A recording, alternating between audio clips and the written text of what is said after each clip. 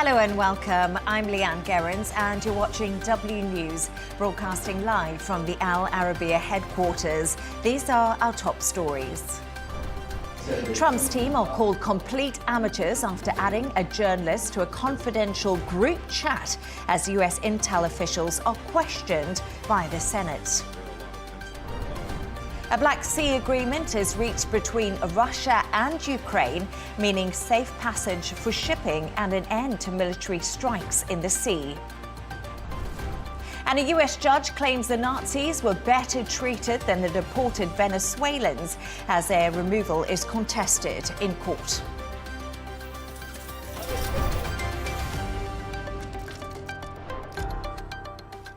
To our top story, and the Trump administration have been accused of being complete amateurs after confidential messages were shared with a political journalist. Jeffrey Goldberg, the editor of The Atlantic magazine, was accidentally added to a Signal group chat by White House National Security Advisor Mike Waltz and included Vice President J.D. Vance, CIA Director John Ratcliffe, White House Chief of Staff Suvi Willis, and Defense Secretary Pete Hegseth. The sensitive information regarding the US military and the cabinet's thoughts on Europe have now been published on the Atlantic's website. Top US intel officials have now faced the Senate to explain today's chaos. Here's how President Trump and US Defense Secretary Pete Hegseth reacted when asked about it by the press. I don't know anything about it. I'm not a big fan of The Atlantic. To me, it's a magazine that's going out of business. I think it's not much of a magazine, but I know nothing about it. You're saying that they had what? You're talking about a deceitful and highly discredited so-called journalist who's made a profession of peddling hoaxes time and time again, to include the hoaxes of Russia, Russia, Russia, or the fine people on both sides hoax, or suckers and losers hoax. So this is the guy that peddles in garbage. This is what he does. We can now go live to Washington to speak to our foreign correspondent, Sara Firth. Thank you so much for joining me. There we are. President Trump has called the whole incident a non-issue, referring to the journalist at the center of all of this, a sleazebag. How has the rest of Washington reacted to this national security scandal? Well, Leanne, you're right. I mean, Washington is up in arms right now, in disbelief, frankly, that a data breach like this, a security breach like this, were able to happen with the addition of this journalist to what essentially amounted to, as many people will say, war planning on this Signal group chat. Now, today you've had the Senate Intelligence Committee really grilling down onto Tulsi Gabbard, the National Director of Security and Intelligence, and the CIA Director Ratcliffe. And they were really asked some tough questions over, in particular, the classification of this information. We've seen some of those details in the exchanges published in The Atlantic by the journalist who was included. The White House themselves admit inadvertently in this group chat. It's pretty eye-opening stuff. There's some very stark, harsh language about Europe from the likes of the Vice President. The Secretary of Defense, Pete Hegseth, agreeing and saying that Europeans are freeloaders when it comes to the Americans providing security in that area of water. The US Navy, he felt, carrying the burden of security for Europe, who benefits economically in the end. So look, the conversations, the actual messages that have already actually been released to the public, those are eye-opening and pretty shocking, and have stunned a lot of people here in DC. Now the big questions, though, are how on earth was this able to happen? What sort of information? Because the White House have come out swinging, as you said. Donald Trump, in usual style, has come out and said, look, I didn't know anything about it, but he went further today in an interview with American media saying he is backing Mike Waltz, his US senior advisor. He is supportive of him. He called him a good man, and he said that this is a glitch, and it's the only glitch that's really come up since he's been in charge. It's thought, remember, Mike Waltz was the man who potentially started the Signal group and added inadvertently this journalist. So there's still some details to emerge. And very importantly, Leanne, is that there is information that was included in that chat that we do not know about, that wasn't published because it was considered to be a national security threat. This is what the Senate briefing and questioning today of those senior members of Trump's intelligence circle was all about, getting to the bottom of that. We didn't get answers, but we did get a warning from one of the top Democrats on that Senate committee hearing. He said, we will find out. And as I said, the White House hitting back pretty hard today. They've come out swinging. Sara, you know, you said that earlier that we've obviously seen reaction from Pete Hegseth. We're also hearing from Caroline Leavitt, of course, the press secretary. She's also coming out swinging. You pretty much said that too. Where do we go from here? Are heads going to roll, people who are part of the Signal group? That is the big question. Now, it is interesting. I think we can actually show you what the press secretary said in the early hours of this morning. So starting the day off, she accused the journalist at the center of this, the editor-in-chief of The Atlantic, Jeffrey Goldberg. She said he's well known for his sensationalist spin. That's what she alleged. She said no war plans were discussed. Well, the information is there for the public to read for themselves. And, of course, there is information that hasn't been disclosed because the journalists involved in this considered it a national security threat themselves. She went on to say, yes, no classified materials sent to the thread. The White House counsel's office has provided guidance on a number of different platforms for President Trump's top officials to communicate as safely and efficiently as possible. Now, that was the White House press secretary, okay, clearly, very clearly this morning taking that very strong stance. Then we saw the Secretary of Defense, Pete Hegseth himself, looking a little hot and bothered there when he was addressing the press gaggle. Again, some pretty aggressive language. And then, interestingly, you've had the judicial branch of government really digging in to the detail of what's happening here. We know the executive branch and the White House, they are backing their side for now. But you had Senator Mark Warner, as I said, you know, he was asking about the use of this signal group to discuss the plans for bombing Yemen. And he was really highlighting the fact that Tulsi Gabbard, the Director of National Intelligence, and Ratcliffe, the CIA Director, had essentially said, under oath, that there was no classified information in what was as part of this group chat on Signal. You had the likes of the Republican Senator Tom Cotton. He was pushing back a little bit. And interestingly, at one point, he said something along the lines of, well, look, when it comes to classifications, it won't actually be Gabbard and Ratcliffe who designate classifications. That is down to the Defense Secretary, Hegseth. So that is coming from someone very senior, essentially trying, it seemed, to take a little bit of the heat off Gabbard and Ratcliffe.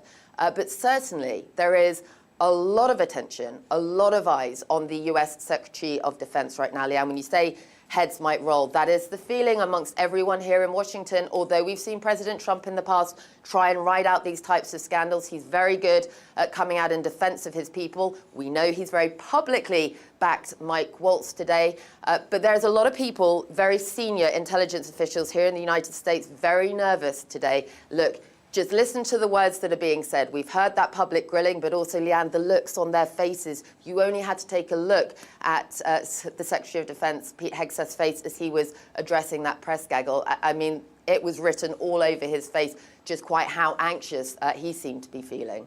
Sara Firth in Washington. I'm sure there's going to be many more discussions on this. Thank you very much for joining me. Let's get into this further with former Assistant Secretary of State and senior Pentagon official Mark Kimmitt.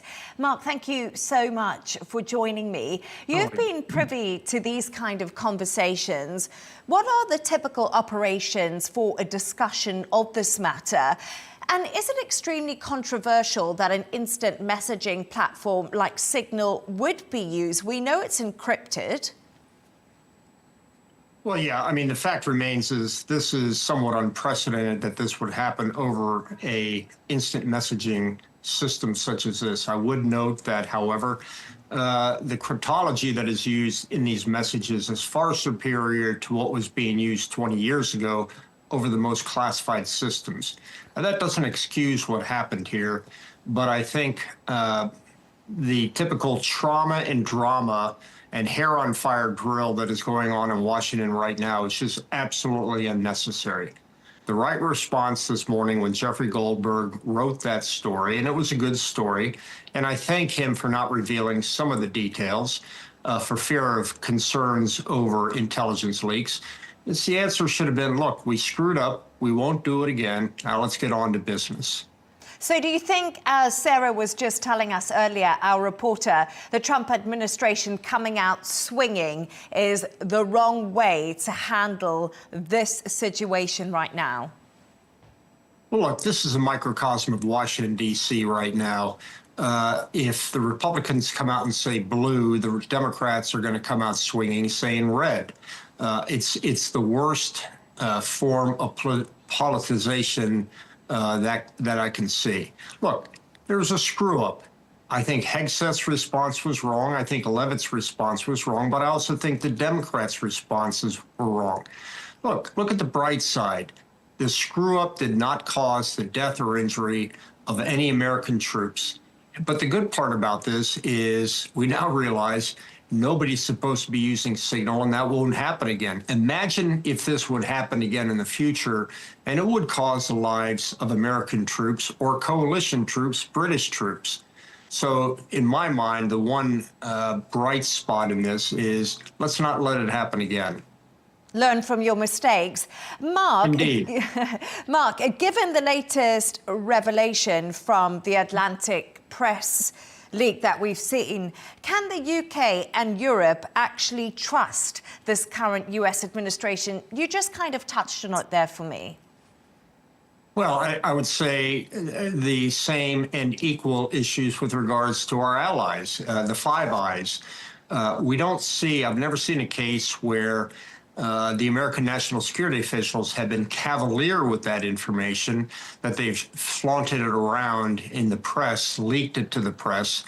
But this is the kind of issues that I think when we talk to our Five Eyes partners, we assure them that we're going to protect our intelligence, we're going to protect their intelligence. Once that protection is violated, I think we're going to have a real problem trying to share intelligence. President Trump has dismissed the leak as a non-issue, calling the Atlantic journalist a sleazebag. Meanwhile, critics are calling the Trump team complete amateurs. What would your take on this matter be? Actually, I think Jeffrey Goldberg did the right thing. He wrote an article. The article would seem to be generally reserved. He did protect sources, methods, tactics, techniques, and procedures. I'm not sure that there would have been many other reporters would have done that.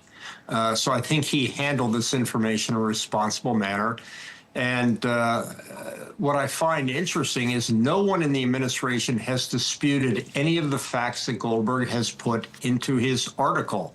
They've done ad hominem attacks, which are unnecessary. They have tried to gaslight, which is unnecessary.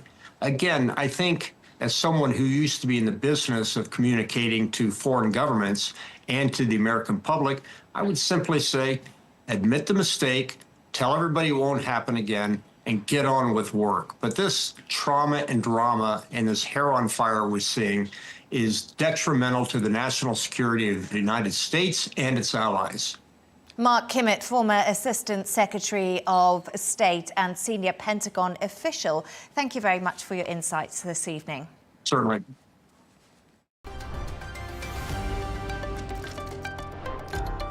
Let's take another look at some of the other stories making headlines today. The Israeli military says it has struck 2 military bases in Syria. The bases at Tadmor and T4 in Homs were targeted because of their supposed military capabilities. Tel Aviv is attacking more areas in Syria after the ousting of former Syrian President Bashar al-Assad. Israel says their targets are linked to Iran and Hezbollah. Firefighters in South Korea are closer to containing the largest wildfires in the country's southeastern region have ever faced. Over 36,300 acres of land has been affected in the last 5 days. Over 5,000 people have been evacuated and 4 firefighters and government workers have been killed in the blaze. Staying in South Korea, where a giant sinkhole has consumed a motorcyclist during the evening rush hour. One person died in the incident while a car narrowly escaped from being swallowed. The fire department launched a major search and the missing person was found in the sinkhole, still wearing his helmet and motorcycle boots. And a 6.7 magnitude earthquake has hit off New Zealand's South Island. The country's disaster agency is assessing any tsunami threats. Residents of Southland and Fedland regions have been asked to stay away from beaches and other marine areas.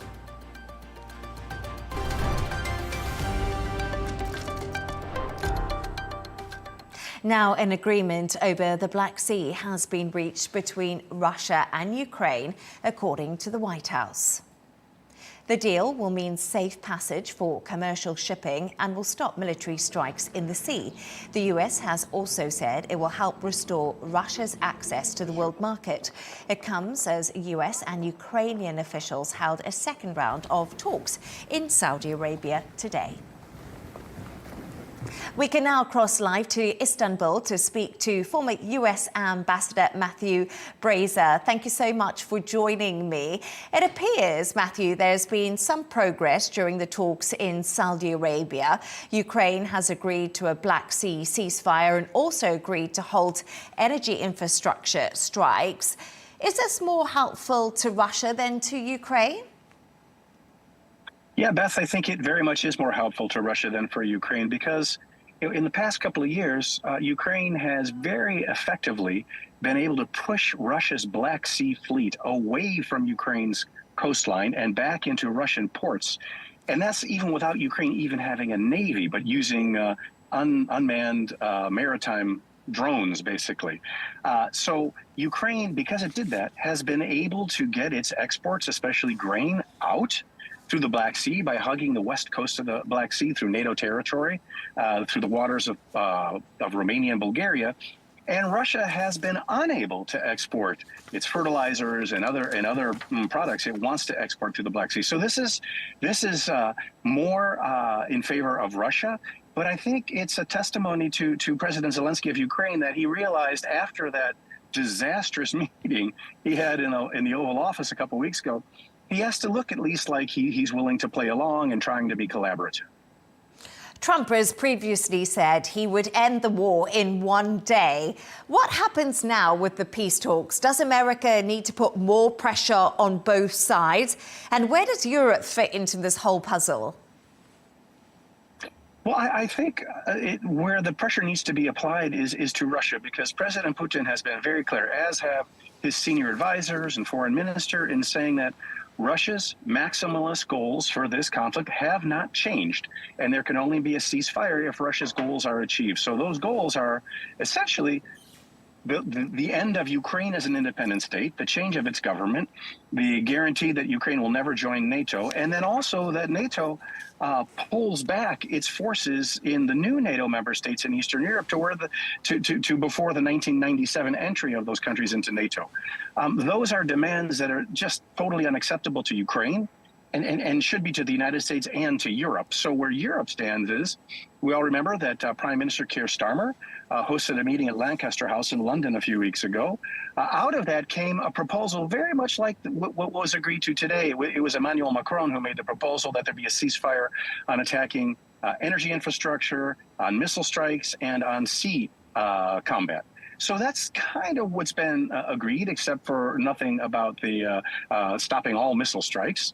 And Europe, then, its big role will be to try to mediate, maybe along with Turkey, to try to persuade Putin to get off of those maximalist goals. But I don't think Putin will. So that leaves Europe with the opportunity to insert its own troops as peacekeepers far away from the front line. as the Netherlands and United Kingdom have discussed, and France has discussed, not to be involved in combat, but to send a signal to President Putin that further military action against Ukraine will not help him achieve those maximalist goals. But it's a tall order. I think President Putin is intent on continuing the fight because he thinks he's winning on the battlefield. Trump's point man, Steve Witkoff, who is leading the US ceasefire negotiations with Ukraine and Russia, travelled to Moscow, and there are now questions being raised about him being part of this signal group. Where does this leave Witkoff and the US administration's credibility, especially when it comes to Putin? You were just saying there, Putin doesn't want to back down. He's got the upper hand militarily. Yeah, well, and to play that out a little bit, if you look at who his negotiating team was today in Riyadh, it was former Deputy Foreign Minister Grigory Karasin, whom I know well. He was the Deputy Foreign Minister in place to set up Russia's invasion of Georgia in 2008. He's a great diplomat, by the way. But that's what he was involved with, setting up the diplomatic table for the invasion. And then Mr. Besedov, who was the intelligence officer who had told Putin that essentially Kyiv would fall within a couple of days if Russia invaded. So these are two men running the negotiations on the Russian side who have a history of being involved in invasions of Georgia and Ukraine. I don't think that they're the ones who really want to negotiate a peace. But leave that aside, I think Mr. Witkoff himself has really undermined his own credibility by saying he takes President Putin at his word. Recall that it was for weeks while Russia was building up its massive invasion force on the border of Russia and Ukraine that Putin continually said, we have no intention to invade Ukraine. And of course he was planning to all the time. So that to me is the biggest damage to Mr. Witkoff, his reputation. But yeah, my final point, the whole signal affair it's just an utter disgrace and really makes the administration look incompetent. If you can't manage security of communications in such an unprofessional way, it's hard to believe you know what you're doing when it comes to sitting at the negotiating table with real pros like Grigory Karasin. Former US Ambassador Matthew Bryza, thank you so much for your insights. Hope to have you back on soon.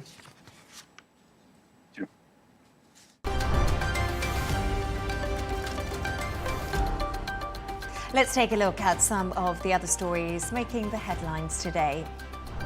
President Trump has said automobile tariffs are coming soon, but indicated that not all the previously threatened levies will start on the 2nd of April. It's thought some countries may get a break. Trump has also imposed 25% secondary tariffs on any country buying oil or gas from Venezuela. Turkey's President Erdogan has blamed opposition parties for inciting a movement of violence as protests continue in Istanbul. The demonstrations are over the detention of the city's mayor Ekrem İmamoğlu, who is being held on corruption charges. The Republicans' People's Party, who have announced İmamoğlu as their presidential candidate, say the protests will come to an end on Tuesday. A Japanese man who spent nearly 50 years on death row before being acquitted of murder will receive $1.45 million in compensation. 89-year-old Iwawu Hakamata was found guilty of killing his boss and his family in 1968, but was acquitted last year after a retrial. His lawyers argue that his 47 years in detention, which made him the world's longest-serving death row inmate, took a toll on his mental health. And a United Airline jet flying from Los Angeles to Shanghai was forced to turn around after its pilot took off without a passport. The flight left at 2 p.m. on the 22nd of March, but had to return to LAX 2 hours into the journey. Passengers were provided with meal vouchers and compensation after arriving in Shanghai 6 hours behind schedule.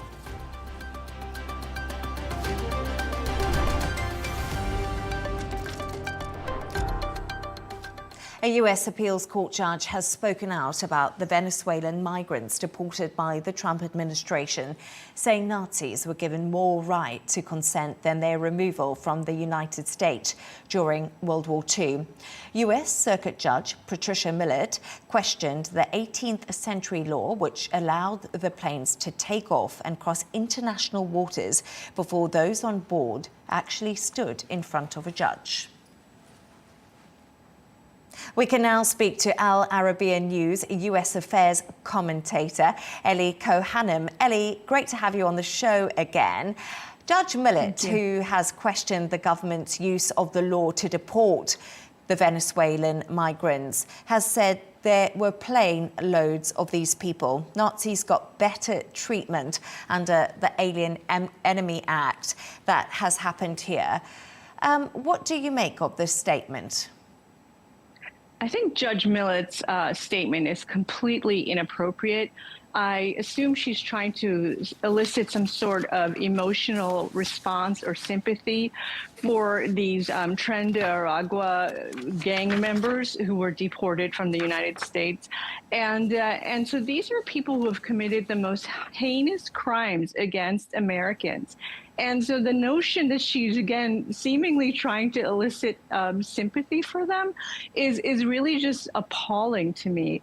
And I think it's important for the audience to understand two facts as we look at these Venezuelan deportations.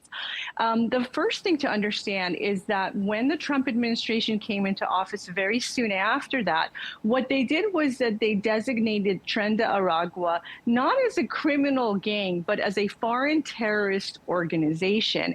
And so when you designate an entity as a U.S. FTO, it gives the United States government certain powers to deal with this foreign terrorist organization that they would not otherwise have. And so we're seeing President Trump exercise those powers. Judge Millett, who was appointed by Barack Obama, Ellie, claims the Trump administration didn't actually review whether the Venezuelan nationals were gang members before they were put on these flights, something you just touched on. Judge Justin Walker, who was appointed by Trump, says they were carefully vetted and verified as gang members. What is the true story here? Well, I'm confident in the Trump administration that they took all the necessary steps to verify the identities of the individuals that they deported. But here's a very important fact, again, for all of us to understand, is that United States citizens have certain rights which don't apply to foreign aliens. And these people who have been deported from the United States, the minute that they enter the United States illegally and unlawfully, they have violated U.S. laws. Every minute that they spent on U.S. ground, they were violating U.S. laws. And so these are, again, foreign nationals who do not have the constitutional rights to, to representation, to going through a fair trial. A lot of rights that are afforded to American citizens according to the United States Constitution, don't apply to foreign aliens. But here's another point again. These aren't just any foreign aliens. These are people who are understood to be members of a foreign terrorist organization. And we've seen international reporting that is linking Tren de Aragua to Iran, to the Islamic Republic of Iran, and to Hezbollah. So these are people who are posing a very serious national security risk to United States. President Trump will strip 500,000 migrants of their legal status in a new immigration crackdown, which does come into effect next month. As Trump re-entered the White House, immigration was a top concern of his. Are his actions to control immigration supported by the American people? And are they concerned about the human cost? Well, what you said is exactly right. President Trump campaigned heavily on these issues of what was essentially an open border from Mexico, from our southern U.S. border, and this vast migration into the country, completely uncontrolled migration, which many, and including now the Trump administration, consider an invasion. And so he campaigned very heavily on this topic. And President Trump won, a sweeping election. He won both the electoral vote and he won the popular vote. And so he certainly has a mandate to carry out every step that he wishes to carry out on the issues that he campaigned on. He's got vast support from the American people, and we are seeing that support in the polling that shows him having kind of historically high levels of support given where he is in his presidency right now, and also higher than he has had previously in his first term. So I think the Trump administration is on very solid footing to carry out their immigration policies. And what you just referred to about this 500,000 migrants who were given kind of like a fast track by the Biden administration.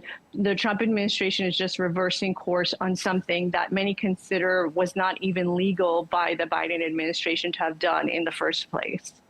And Ellie, can the US be trusted after the war chat leak, which many people are viewing as a serious security breach? Earlier, one of our guests said that the Trump administration shouldn't have come out swinging. They should have admitted that they were wrong. I think it's a complicated situation.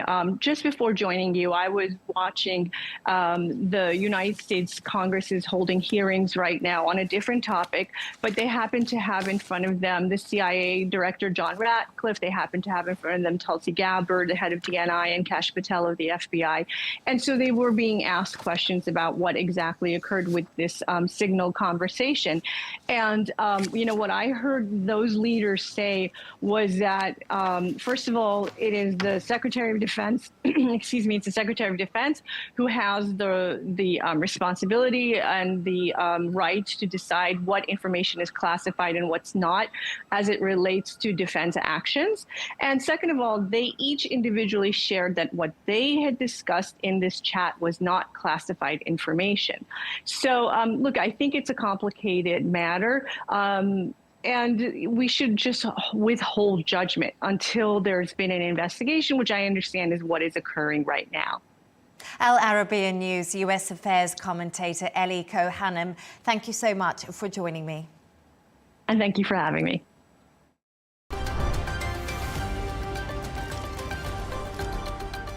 Let's take a look at the top business news now. South Korean car maker Hyundai has unveiled $21 billion of investment in the US. This comes just days before President Trump is set to impose new tariffs on trading partners. The plan includes a new $5.8 billion steel plant in the southern state of Louisiana. Hyundai also said it will expand its American vehicle production and invest billions of dollars in new technology, including artificial intelligence. Tesla's sales and market share in Europe dropped again in February for a second month, even as EV registrations overall on the continent grew. The electric car maker sold fewer than 17,000 cars in Europe in the last month versus over 28,000 in February 2024. Elon Musk's political controversies may have impacted Tesla's European sales. Turning to sports news now, Australia's getting a new 63,000-seater stadium which will be built in Brisbane as the centrepiece of the 2032 Olympic and Paralympic Games. The Queensland government has announced the multi-sport arena will host the opening and closing ceremonies as well as the athletics. The plan will see the new stadium become Brisbane's home for cricket following the Games.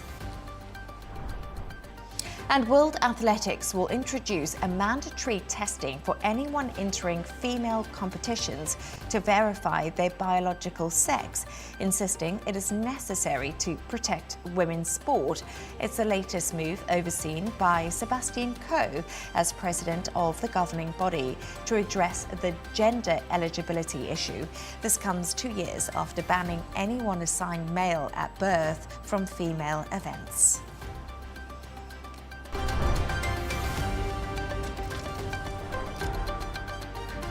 A reminder of our top stories.